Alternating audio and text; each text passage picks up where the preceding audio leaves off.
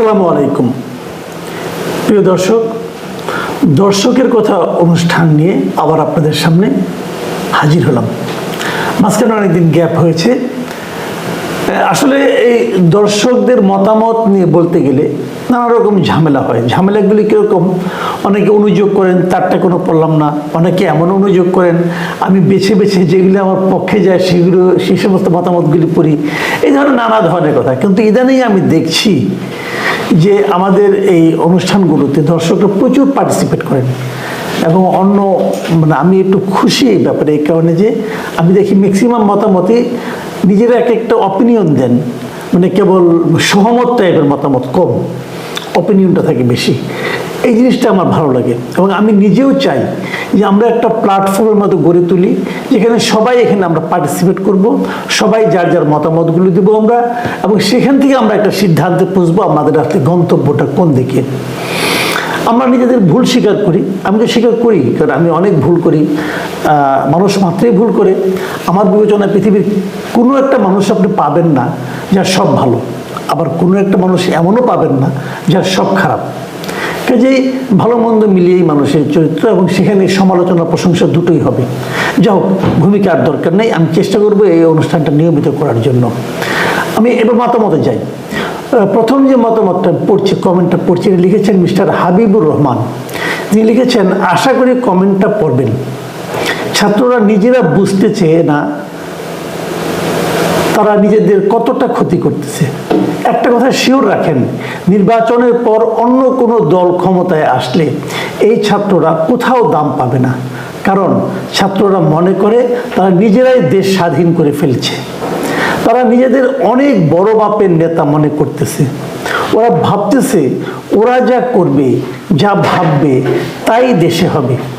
এইগুলা আসলে ম্যাচুরিটির অভাব।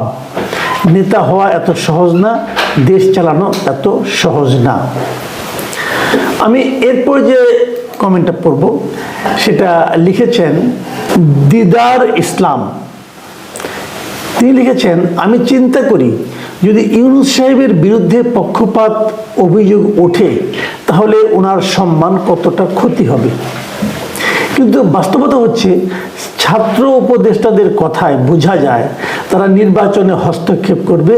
ছাত্রদের যত দ্রুত সম্ভব ক্ষমতা ত্যাগ করা উচিত, নতুবা তাদের ইমেজ নষ্ট হইবে খুব বাজেভাবে।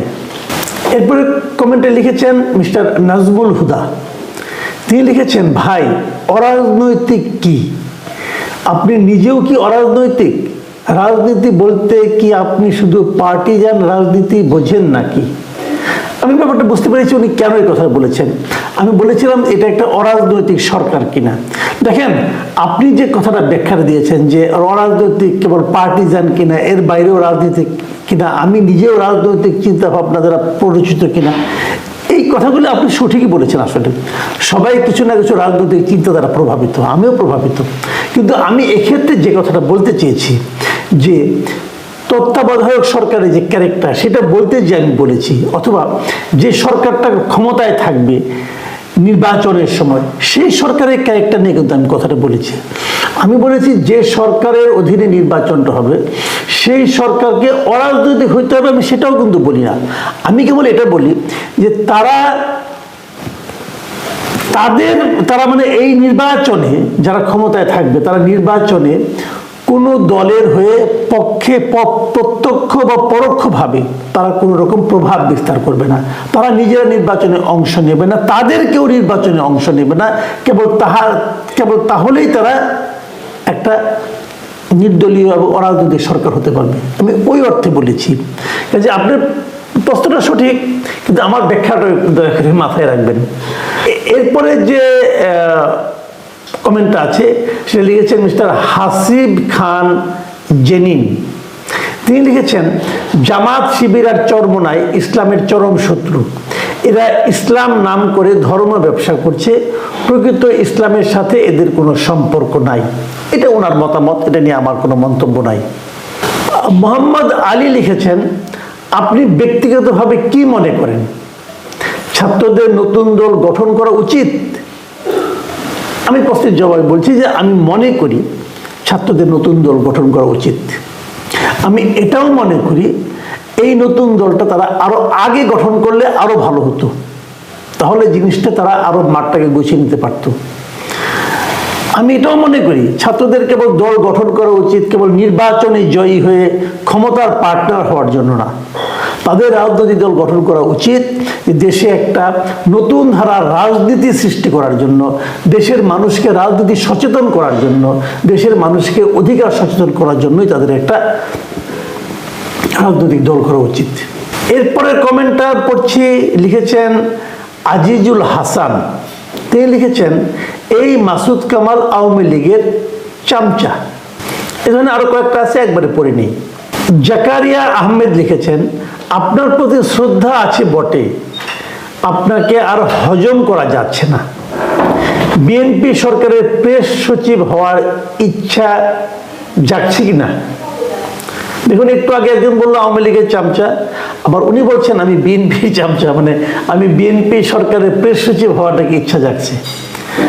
আবার এটার একটি জবাব একজন দিয়েছেন জাহিদুল হাসান শুভ। তিনি লিখেছেন আমাদের দেশের মানুষের বৃহৎ সমস্যা নিজের সাথে অমত থাকলে ট্যাগ লাগিয়ে দেওয়া যায়। খুবই বাজে, ওনার অপিনিয়ন দিলেন। আমি একটা কথা বলি, চট করে না একজন লোকের ট্যাগ লাগিয়ে দিয়েন না ভাই। আমি বিএনপি সরকারের প্রেস সচিব কেন? আমি কোনো সরকারেরই প্রেস সচিব নয়, আরো কোনো বড় পদ থাকলে বলতে পারেন আপনি কোনোদিন আমাকে পাবেন না। আমি কোনো সরকারের সঙ্গে কোনোদিন সম্পৃক্ত হব না, আপনি নিশ্চিত থাকেন। অনেকে আমাকে মাঝে মাঝে বলেন যে আমি নাকি উপদেষ্টা হতে না পেরে ক্ষোভ থেকে এগুলি বলি। তাদেরকেও একই কথা বলি যে আমি কখনো কোনো সরকারের কোনো পদে যেতে আগ্রহ প্রকাশ করিনি, করব না, এখনো করছি না। কাজেই যে আগ্রহটা আমার মধ্যে নেই সেটা হতে না পেরে আমি উন্মত্ত হব, এটা মনে করার কোনো কারণ নেই। আশা করি আমার অবস্থান আপনাদের কাছে আমি পরিষ্কার করতে পেরেছি। যদি কোনোদিন আপনারা দেখেন সে আগ্রহটা দেখিয়েছি, সেদিন আমাকে বলেন। যে কোনো, এটা কোনো আজকের সরকার, কালকের সরকার, পরের সরকার, যে কোনো সরকারের ক্ষেত্রে যদি তেমন কিছু ঘটে তখন আমাকে বলবেন। শাহিন হাসান লিখেছেন মাসুদ স্যার আমি আপনাকে অনেক বেশি পছন্দ করতাম, আপনি একমাত্র ব্যক্তি ঘুরাইয়া পেঁচাইয়া হইলেও আওয়ামী লীগ আমাদের সত্য বলতেন যতটুকু পারতেন। আপনি এখন কিছুদিন যাবৎ কেমন যেন আওয়ামী ঘরানায় কথা বলেন, আপনি সমালোচনা করবেন সরকারের, এটা উচিত। তাই বলে এইভাবে ধোঁকা দেবেন জাতিকে। এই সরকারের কোনো কিছুই যেন আপনার সহ্য হচ্ছে না। আপনি অত্যন্ত সাদাকে সাদা আর কালোকে কালো বললেন ভাই। আওয়ামী সরকারের কমপ্লেনগুলো ওনারা এখনো বুঝেন না আর ভাবেন যে ওনারা ফেরেশতা। আপনি এরকম বোঝাতে চাচ্ছেন কিনা আল্লাহ ভালো জানেন। না, আমি এরকম বোঝাতে চাচ্ছি না। আমি স্পষ্ট করে বলি, আওয়ামী সরকারের সমস্যা ওনারা যদি না বোঝেন এটা ওনাদের সমস্যা। আমি মনে করি আওয়ামী লীগ গত 15 বছর যেভাবে দেশ চালিয়েছে, এত খারাপভাবে, এত জঘন্যভাবে এই দেশ আর কোনো সরকার চালায় নাই। স্পষ্ট অবস্থান আমার। শেখ হাসিনা সরকার বাংলাদেশের ইতিহাসে সবচেয়ে বড় স্বৈরাচারী সরকার ছিল ভাই। আর কি বললে বিশ্বাস করবেন? কিন্তু ঘুরে পেঁচিয়ে ওই সরকারের পক্ষে যাব কেন? আমি আগের মতোই আছি। আমার খালি একটা ব্যাপার আপনি যেটা আপনারা অনেকে বুঝতে পারেন না, সেটা হলো আমি সবসময় সরকারের সমালোচনা করি। কেন করি? কারণ সরকারের কাছে আমাদের প্রত্যাশাটা বেশি। আজকে যদি জিনিসপত্রের দাম বাড়ে আমাকে সরকারকে দায়ী করবো, তাই করবো না। কিন্তু সরকারের কাছে আমার কথাগুলো আমি বলি, এবং এই কারণে বলি যাতে নাকি সরকার নিজেকে শুধরাইয়া নিতে পারে। এখানে আর কোনো কিছু নাই। আশা করি আমার ব্যাপারে ভুল ধারণা আপনাদের ভাঙবে। পরের যে মন্তব্যটা মতিউর রহমান লিখেছেন জ্ঞান পাপী মাসুদ কামাল আপনার অতীত আমরা জানি। দেখেন, আমার অতীত জানা কোনো কঠিন ব্যাপার না, খুব সহজ ব্যাপার। আমাকে জিজ্ঞাসা করলে আমি বলে দেবো। আমার অতীত একদম পরিষ্কার মানে ট্রান্সপারেন্ট আর কি। আমার অতীত যে খুব পবিত্র, আমি যে খুব ভালো মানুষ তা বলছি না। আমার জীবনে অনেক ব্যর্থতা আছে, অনেক সীমাবদ্ধতা আছে, কিন্তু আমার কোনো কিছু গোপন নাই। কাজে আপনি যদি জেনে থাকেন খুব ভালো। আপনাকে আমি অনুরোধ করব আমার অতীত আপনারা আপনি জানান সবাইকে, সেটা আমি পড়ে শোনাবো, অসুবিধা নাই। মোহাম্মদ আলম হুসেন লিখেছেন আপনার প্রতি সম্মান দেখে বলছি আপনি এইসব বাদ দেন, জনগণের হাতে ছেড়ে দেন কিংস পার্টিকে, যেমন আওয়ামী লীগকে ছেড়েছেন। প্রতিদিন বাংলাদেশে যে সংবাদপত্রগুলো বার হয় তাতে দেখবেন অন্তত 50টা খবর পাবেন বিএনপি ছাত্র দলের গুন্ডামি, চাঁদাবাজি, দখলদারি, মামলাবাজি নিয়ে। এগুলো নিয়ে কথা বলেন। গরম গরম টপিকে কথা না বলে আসল সমস্যাগুলো নিয়ে কথা বলেন। ভাই এটা আপনার বক্তব্য, কিন্তু আপনি যে কথাগুলি বলছেন না, কিন্তু কিংস পার্টিকে ছেড়ে দিতে হবে কেন? আমি সব পার্টি নিয়ে কথা বলবো। আওয়ামী লীগকেও তো আমি ছেড়ে দেয়নি, আওয়ামী লীগকেও নিয়ে আমি কথা বলছি, সব পার্টি নিয়ে কথা বলবো। আর কোনটা অটপিক আর কোনটা টপিক সেটা আমারটা তো আমি নির্ধারণ করবো, কাজে কোনো সমস্যা নাই। আরেকটা যেটা আপনি বললেন যে বিএনপি ছাত্র দলের সারা দেশে চাঁদাবাজি চলছে, গুন্ডামি চলছে, এটা নিয়েও কিন্তু আমি কথা বলি। আমার কিন্তু ওদের সঙ্গে কিন্তু আমার কোনো প্রেম নাই। আমি এটা নিয়ে বহুবার বলেছি যে সারা দেশে প্রত্যন্ত অঞ্চলে কিভাবে চাঁদাবাজির হাত বদল হয়ে গিয়েছে। কাজে কোনটা অটপিক, কোনটা আসল সমস্যা, কোনটা নকল সমস্যা, না সমস্যাই। কোনটাকে আপনি আসল মনে করেন, কোনটাকে আমি আসল মনে করি। এটা লিখেছেন মোস্তফা কামাল, তিনি লিখেছেন আপনার ব্যাপক সমালোচনা হচ্ছে মাসুদ ভাই, কিন্তু আপনি আপনার কাজ চালিয়ে যান। মিথ্যাবাদীদের সমালোচনায় আপনি সত্য থামিয়ে দেবেন না।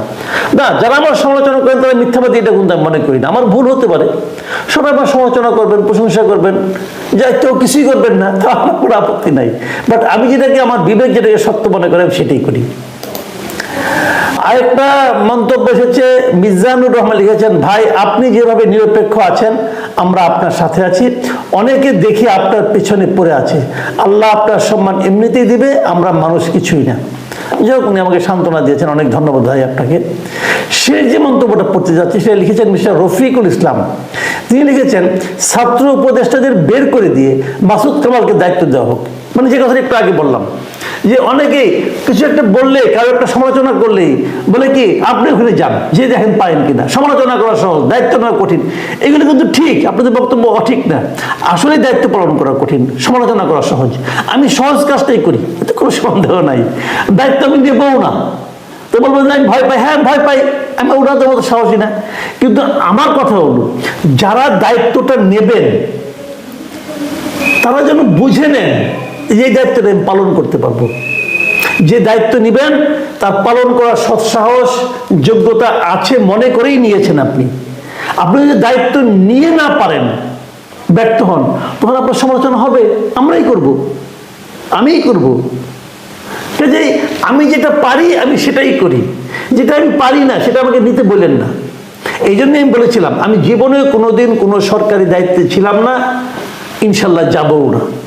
আমার কাজ হলো সমস্যাগুলো আমি যেভাবে বুঝি সেভাবে বলা, এবং আমি মনে করি একটা সাংবাদিকের এটাই কাজ। আমি সারা জীবন সাংবাদিকতাই শিখেছি, এটাই পারি। আমি তো ওইটা পারি না, ওইখানে আমি যাবো কেন? যারা গিয়েছেন তাদের জানা উচিত ছিল যে ওনারা সেটা পারবেন কিনা। যেটা আপনি পারবেন না সেটা আপনি করতে গেলেন কেন? আপনি গাড়ি চালাতে পারেন না, যে স্টিয়ারিংয়ে বসেছেন কেন? আপনার বসা উচিত হয়নি। আপনি তখনই বলতেন ভাই এটা আমি পারি না, যে পারে তাকে আনেন। যখন আপনি বসেছেন তখন আপনাকে গাড়িটা ঠিকঠাক মতো চালাতে হবে, এটি আমার কথা। প্রিয় দর্শক, এখন এ পর্যন্ত। আশা করি আমরা আগামীতে এই অনুষ্ঠানগুলি অব্যাহত রাখবো। ভালো থাকবেন আপনারা। আপনারা বেশি বেশি করে মতামত দিন, সমালোচনা করুন, আপনার মতামত নিজের মতো